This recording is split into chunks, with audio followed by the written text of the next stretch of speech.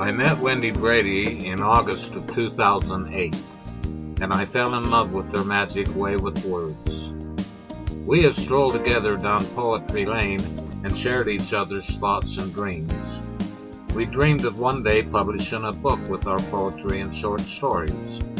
One day I told her that I planned to make that dream come true, no matter what. She laughed and said, "Cass, you are a dreamer."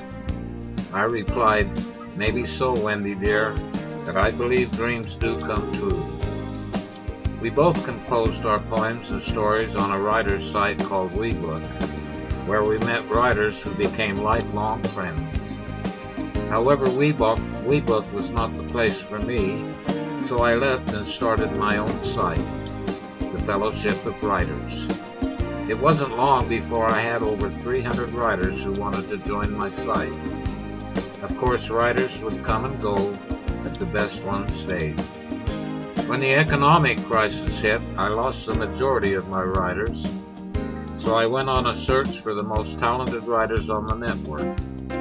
I advertised my own way and contacted each writer in person, and it wasn't long before I had a fellowship of writers, the best writers on the internet.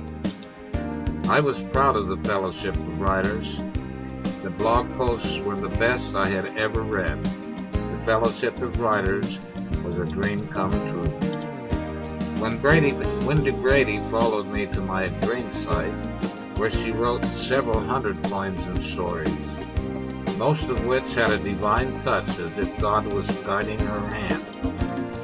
Wendy says that I encouraged her to write, that it was she that inspired me. I never forgot my promise to Wendy, the promise that we'd both be published writers and that dreams do come true. A friend of mine said, "Why don't you publish your own books? I can introduce you to a publishing house and they'll teach you the tricks of the trade." That was the turning point in my life.